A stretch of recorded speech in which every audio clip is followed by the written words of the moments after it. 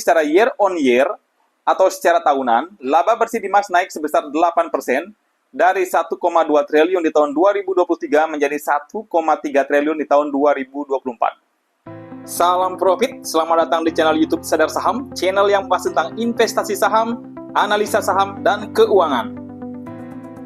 Di kesempatan kali ini, kita akan membahas salah satu perusahaan properti yang menspesialisasikan diri dalam pengembangan sektor industri dan pengembangan kawasan terpadu modern Kota Delta Mas, yaitu PT Pura Delta Lestari Tbk yang berkode saham Dimas. Di pembahasan kali ini akan dibagi menjadi 5 segmen, yaitu yang pertama profil perusahaan, yang kedua manajemen perusahaan, yang ketiga kinerja perusahaannya, yang keempat harga wajar perusahaannya, dan yang terakhir kesimpulan.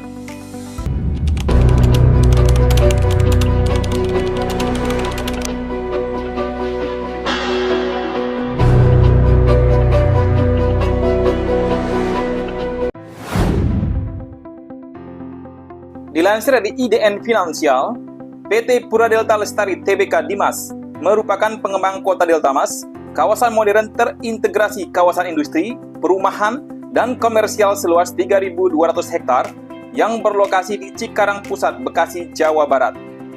Perusahaannya sendiri merupakan perusahaan patungan antara Sinarmas Land dan Sojit Corporation asal Jepang.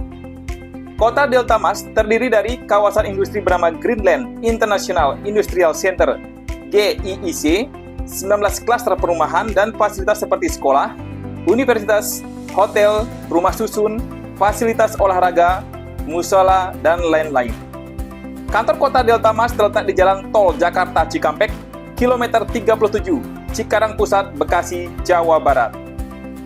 Untuk daftar nama pemegang saham, dilansir dari IDN Finansial, PT Sumber Arus Mulia dengan jumlah saham 27,608 miliar lebih lembar saham dengan mencapai persentase 57,28%. Di sini PT Sumber Arus Mulia berperan sebagai pengendali perusahaan. Kemudian Sojit Corporation dengan jumlah saham 12,049 miliar lebih lembar saham dengan mencapai persentase 25%. Di sini juga Sojit Corporation berperan sebagai pengendali juga. Kemudian Public di bawah 5% dengan jumlah saham 8,539 miliar lebih lembar saham dengan mencapai persentase 17,72%. Untuk Dewan Direksi dan Dewan Komisaris PT Pura Delta Lestari Tbk terdiri dari 4 orang Dewan Direksi dan 6 orang Dewan Komisaris. Akan tetapi dalam pembahasan manajemen perusahaan, Sadar Saham hanya membahas profil dari Presiden Direktur PT Pura Delta Lestari Tbk dan profil Presiden Komisaris PT Pura Delta Lestari Tbk saja sebagai referensi. Sedangkan untuk profil anggota direksi dan komisaris yang lainnya, disarankan untuk para sahabat investor mengeceknya kembali untuk mendapatkan informasi yang lebih lengkap. Hongki Jeffrey Nantung. Dilansir dari WSJ Markets, Hongki Jeffrey Nantung adalah Presiden Direktur di PT Pura Delta Lestari Tbk, Presiden Direktur di PT Karya Duta Mas Cemerlang, dan Direktur Pemasaran dan Operasional di PT Duta Pertiwi Tbk. Bapak Nantung juga menjabat sebagai Wakil Presiden Direktur di PT Pembangunan Delta Mas. Sebelumnya, beliau menjabat sebagai Direktur dan Head Operation di PT Bumi Serpong Damai Tbk, General Manager di PT XL Asiata Tbk, dan Chief Executive Officer Komersial di PT Sinarmas Land. Bapak Nantung menerima gelar sarjana dari Universitas Wolongong. Mukhtar Wijaya. Dilansir dari WSJ Market juga, Mukhtar Wijaya adalah seorang pengusaha Indonesia yang telah memimpin 8 perusahaan berbeda. Ia adalah Presiden Komisaris PT Pura Delta Lestari Tbk, Chief Executive Officer dan Eksekutif Direktur di Sinarmas Land Limited, Presiden Komisaris PT Duta Pertiwi Tbk, Presiden Komisaris PT Bumi Serpong Damai Tbk, dan Presiden Komisaris PT Pembangunan Delta Mas, yang semuanya merupakan anak perusahaan Sinarmas Land Limited, serta Presiden dan Direktur Eksekutif di Golden Agri Resort Limited. Ia juga merupakan anggota Dewan Direksi dari 12 perusahaan lainnya. Mukhtar Wijaya pernah menjabat sebagai Komisaris PT Citra Agung Tirta Jatim, Direktur PT Supra Veritas, Komisaris PT Sinar Indo Gerbang Mas, dan Komisaris PT Sinarmas Cakrawala, anak perusahaan PT Sinar Indo Gerbang Mas, Komisaris Utama PT Sinarmas Teladan, dan Wakil Direktur Utama PT Indah Kiat Pulp dan Paper Tbk. Bapak Wijaya menerima gelar sarjana dari Universitas Concordia. Dilansir dari data Stockbit, saham Dimas berada pada harga 138 di saat video ini dibuat, di mana harganya telah mengalami penurunan sebesar minus 13,66% dari harga 161 di tanggal 20 Februari 2024 ke harga 138 di tanggal 20 Februari 2025.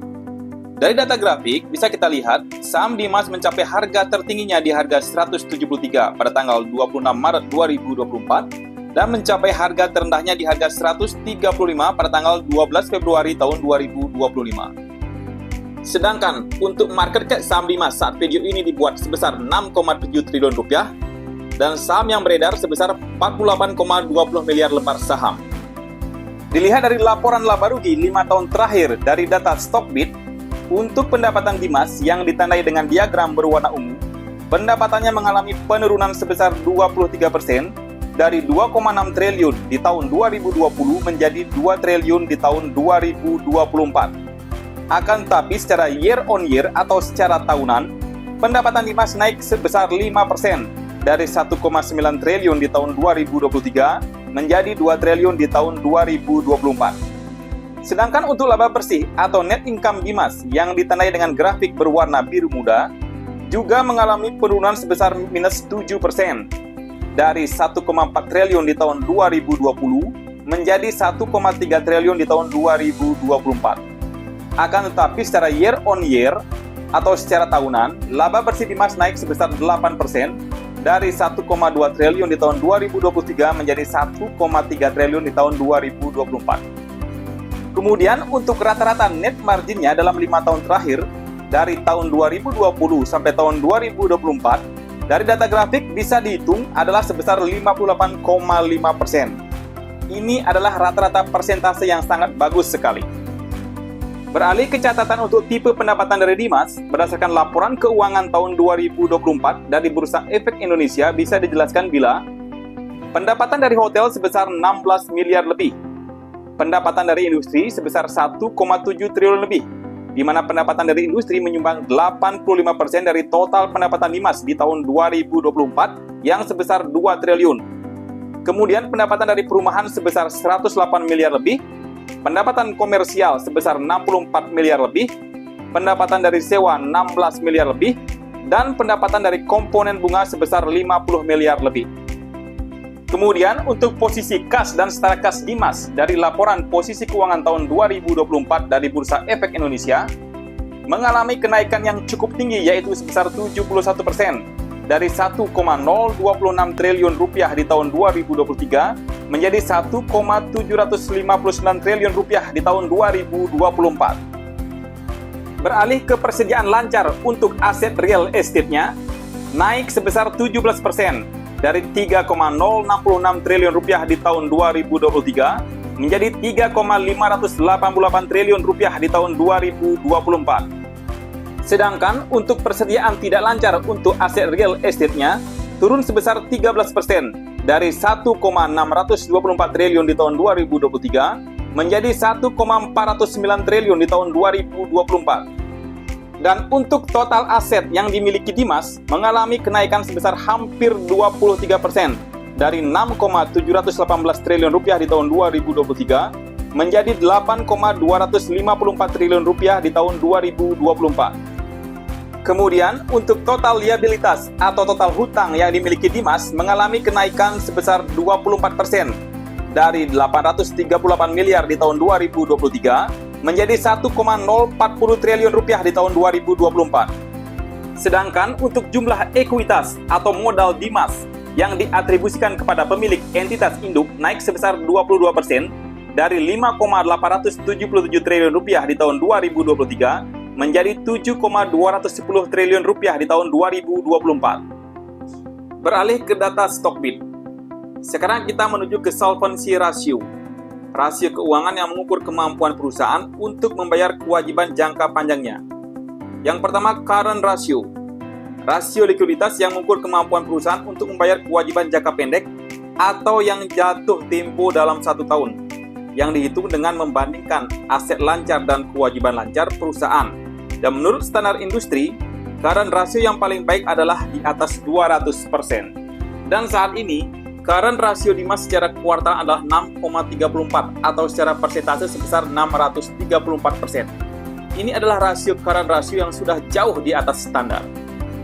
Yang kedua, quick ratio adalah rasio yang hanya memperhitungkan kas dan aset lain yang dapat dengan mudah diubah menjadi kas dalam perhitungan.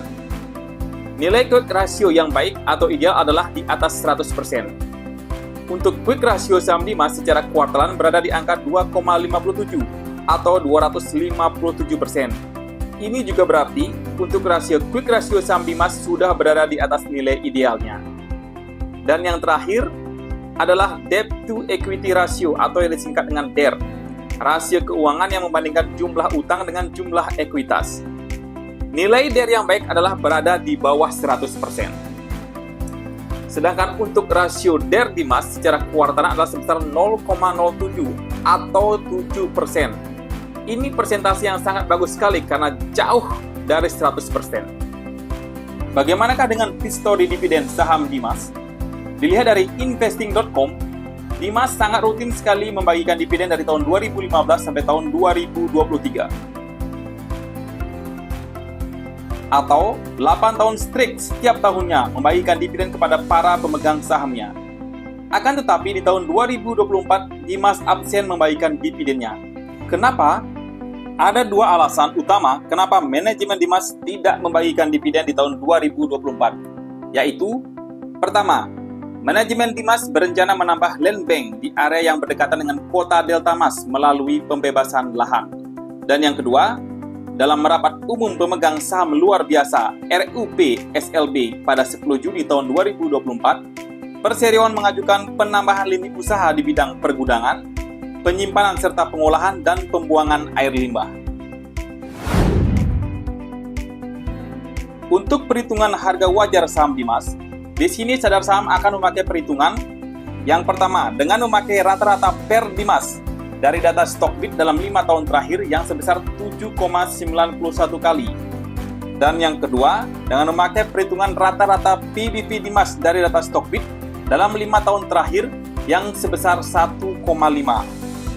Untuk harga wajar pertamanya, kita akan mengalihkan rata-rata per Dimas dalam 5 tahun terakhir yang sebesar 7,91 dengan earning per share atau EPS annual full year Dimas di tahun 2024 yang sebesar 27,67 dan memperoleh harga wajar 219. Dan untuk harga wajar keduanya, kita akan mengalihkan rata-rata PBV Dimas yang sebesar 1,5 dalam 5 tahun terakhir dengan book value per share atau BVPS Dimas yang sebesar 149,60 dan memperoleh harga wajar 224. Harga ini juga sudah saya bulatkan.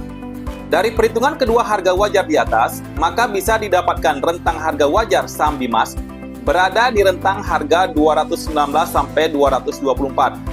Dan dengan harga saham Dimas saat ini di harga 138, bisa disimpulkan saat ini Dimas berada di bawah rentang harga wajarnya atau under value. Dari pembahasan saham Dimas kali ini, maka bisa dibuat kesimpulan sederhana yaitu 1. Dimas adalah salah satu perusahaan properti yang berfokus dalam pengembangan sektor industri dan pengembangan kawasan terpadu modern kota Delta Mas. Yang kedua, laba bersih saham Dimas naik sebesar 8% secara tahunan dari tahun 2023 ke tahun 2024. Dan yang ketiga, dari perhitungan harga wajar Sadar Saham, bisa disimpulkan harga saham Dimas saat ini berada di bawah harga wajarnya atau under value. Demikian untuk pembahasan emiten kali ini. Semoga apa yang Sadar Saham sampaikan bisa memberikan manfaat tambahan untuk para sahabat investor. Jangan lupa untuk subscribe, like, komen, dan share jika merasa video ini bermanfaat.